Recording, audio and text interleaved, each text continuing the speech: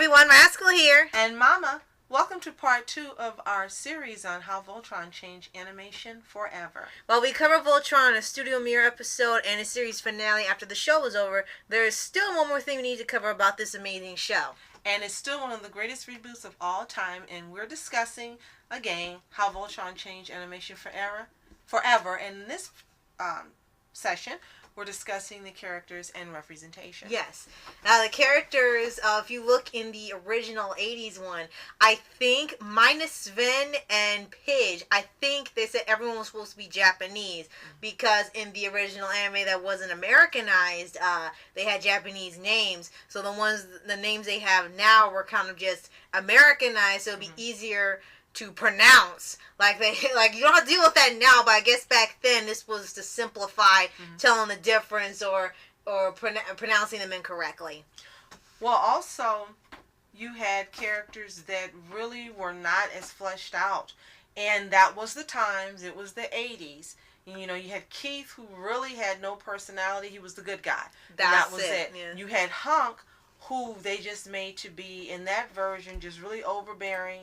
They made jokes about his weight, and he was gruff. There's another way to put it.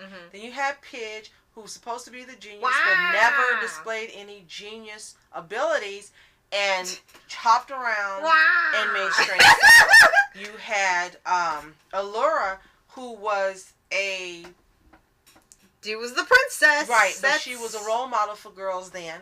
And they loved, most people who talk about it loved her outfit, loved that she grew and became strong. Which is true. And that she was pretty and that she cared about people. And then you had Lance.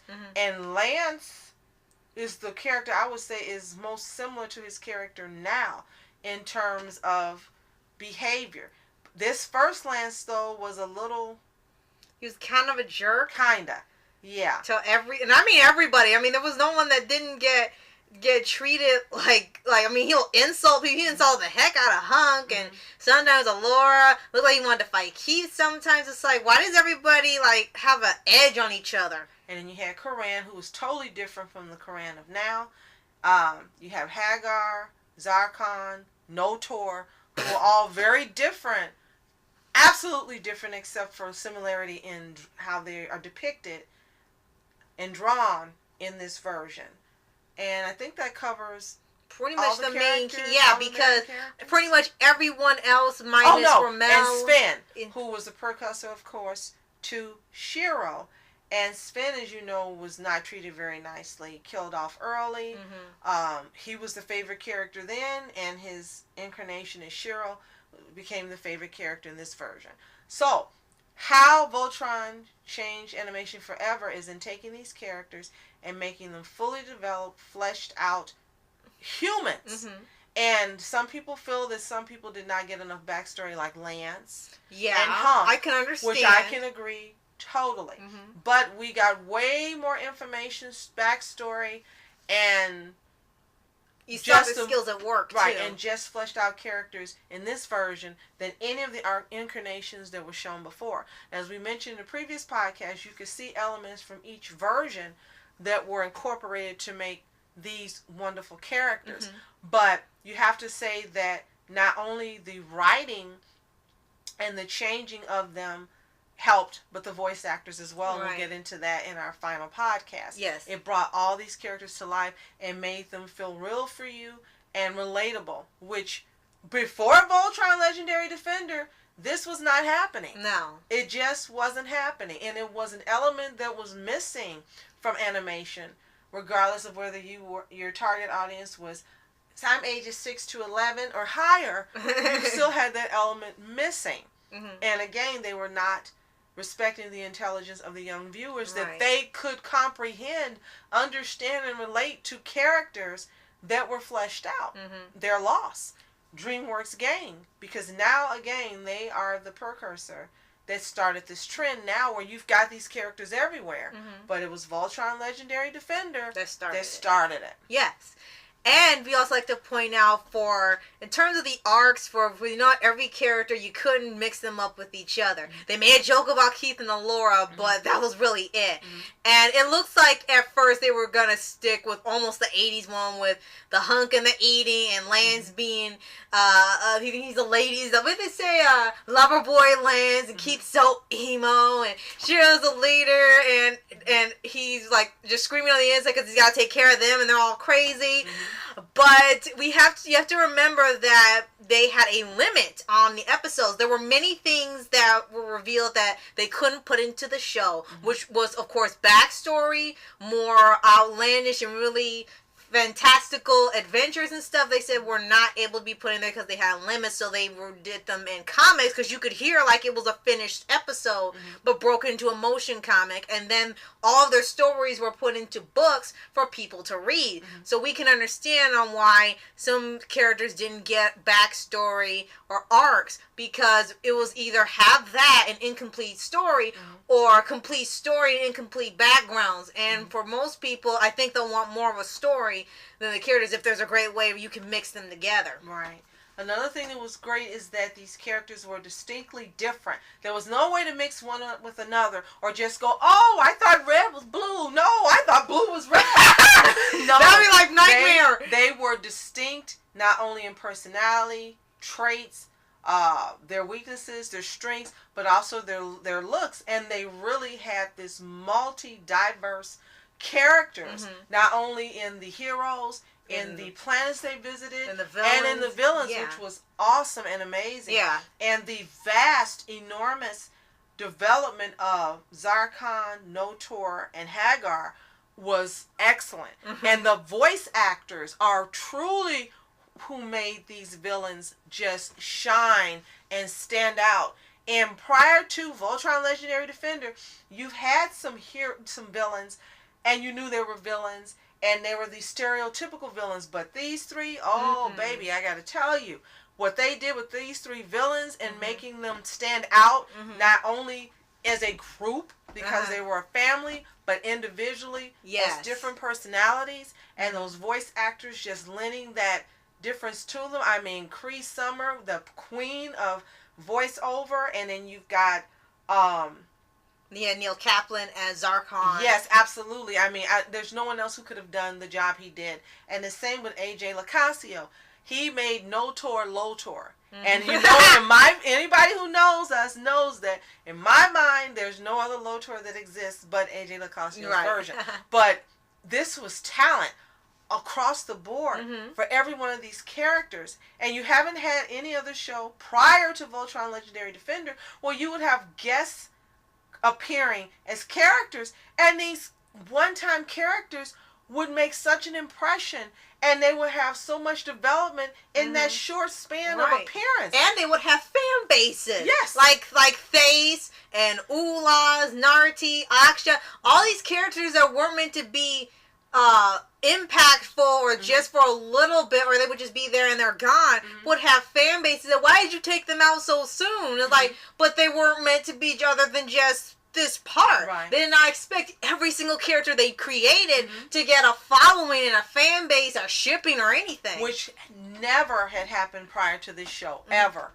And that's just a testament to the writing. And I know some of you were not happy with the way things ended up, but look at these characters and how even just a one-shot pony got there. And later on, when they're having a game show and they bring up these characters, do you remember this character? Right, it's like, you remember this guy? Because what's his name? And then you find out the name and immediately you go, okay, yeah, this character did blah, blah, blah, blah, blah. Yeah. That doesn't happen. It hasn't happened prior to this show where you remember some one appearance character. And seasons later. And what they did, how they contributed, and how they made the show move forward. And without that character's contribution, the storyline couldn't have proceeded. So this is just fantastic. Yeah, with that game show, it definitely, I know the teasing and stuff, it was literally just for fun. They weren't supposed to take Lance being the dumb one seriously. It was just for fun. Don't take it so seriously. When they did that part where they said they had all these characters, like, yeah, who's that? They got, the only one we remembered at the time was Rollo.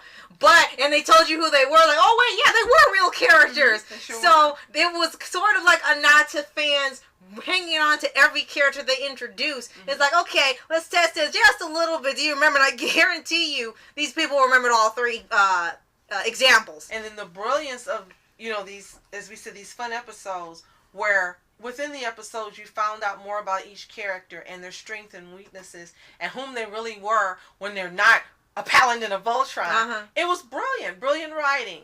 All through the entire series, we got more and more in each character. We fell in love more and more with each character. And we each had our favorites. But we learned by the end of this series, and I hope some of you did as we did, to love all of them and appreciate them all. Even though you had your favorite, you still were like, oh, don't talk about Hunk like that. Oh, don't you dare talk about Lance like that. Oh, no. Yeah, Keith's almost emo. Well, so what? He's my second favorite character.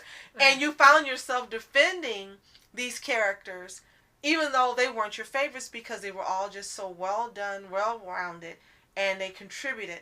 And the second to the last thing is the teamwork. Yes, and that was a big thing. Absolutely, it was a big thing because the 80s when we found out. Now, some people might say they don't like each other in the new one, but no, you should see the 80s I can't one. See that. I don't see that. I thought that was some one weird random video where the Paladins didn't like each other. It was really weird. But in the 80s, watching a different show. No, it was a new one. They said we found out that no, they don't like each other. Like, okay, point is the 80s one you could see that because they were kind of jerks to each other a lot. And like, how do you people function? I'm glad it wasn't built on bonding and everything because you all be screwed. But in the new one, it almost goes to that. They kind of got to get used to each other. They're bumping heads a little, but you knew it was going to be some sort of, some sort of like bumping heads. Yeah, right. Challenges. But also they had the several episodes that were geared toward teamwork building. Right. Which was, they were letting you know, this is how this show is going to be. This is going to be a team. We're going to be treating each other as family. We're just not some random people that knew each other. Absolutely. Right, because if they were just random people, then it wouldn't have chosen Lance to be the Paladin of the Blue lineup, being on Earth for thousands of years. All those people probably saw it and it waited for him to pilot, and then all of them were chosen to pilot. The other of all the people and the beings and the galaxy and the universe. It was like they were Green Lantern, the animated series. Yeah, they were important to them to save the universe. So it's not that anything like that. And they, as you said, as it went on, they became a family because they really were risking everything for them, whether or not they addressed immediately or not. You knew there was still a bond between everybody. It was like with Allure's character. In the beginning, she was hoity-toity, uppity, and you saw her grow and become more and more used to them, accepting of them, realizing they each had their strengths and weaknesses. And when she started taking out crystals to save Shiro, and she saved her Lancey Lance and all these things, she became that character that I started loving. At first, it was like, Like, okay. But by the end of this series, like, no, Allure, she's gone. Why? And that, again, is a testament to how this show has changed animation forever. Yes. Now, last but not least, we've got to get to the representation. Not only in every area, racially, sexually, creed, color, they crossed all genres, all boundaries in making these characters represent us. Exactly. So I get in the original, they all were one shade, which was fine, and we loved it. Yeah. And again, we're so grateful for those shows because there wouldn't be Voltron Legendary Defender without them. But it was nice here to see that there were differences, not only in height and weight and all these different things. You even had Allure, who was changed. Yeah, then they put fun at that. Who was totally different from his original character, but you had every age across it, not just with the team, but again, in all the characters that appeared, the planets they went from very, very young to 10,000 years old. Yeah. They had all different skin shades. They had all different sexes. They represented LGBTQ. Yeah. And it may not be in the way that we don't understand. They didn't feel they were properly represented. But just the fact that they had this lead character, this favorite character, who was part of their community and well loved long before we even knew it, was a change in history forever. I mean, I loved Shiro from the beginning, and when I found out it didn't make me any dang difference, I didn't care. Right. I was just like, oh, that's just even more to love. You love these characters. Right. And it was just wonderful how the writers attempted and succeeded in representing even aliens across the galaxy, how they really, their goal and their job and what they really strive for was for representation for all. Yes. And this is a historical show because never in animation history had you had an LGBTQ character, now as I said, not only be the leader. Right. So, the favorite. Right. And the oldest in the group. Right. And last but not least, be LGBTQ. Exactly. And Netflix, I think, was wrong for trying to push something that they weren't intentionally doing, making that the focal point. And as you saw with the message on Twitter, they were explaining what happened, that they didn't plan on them doing all that promotion and stuff. And we're really glad that this was done anyway with Shiro. It's just a big, grand point for it. I think, and this is getting personal opinion, if you don't agree with me, it's okay, and you're welcome to talk in the comments. If they had just let the show progress and we found out that Shiro was gay as the storyline went on, right, I think it would have been better appreciated than singling it out, telling you, oh, he's the gay character, and then you didn't give any more screen time to him in developing his backstory.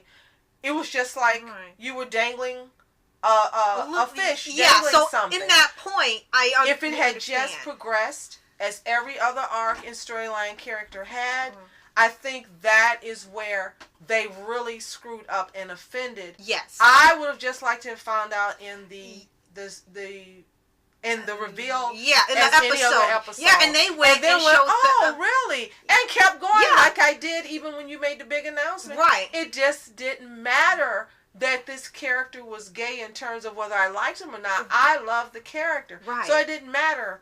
What mattered was he was a strong character. He had morals. He valued human life. He was a strong leader, and you could see him growing.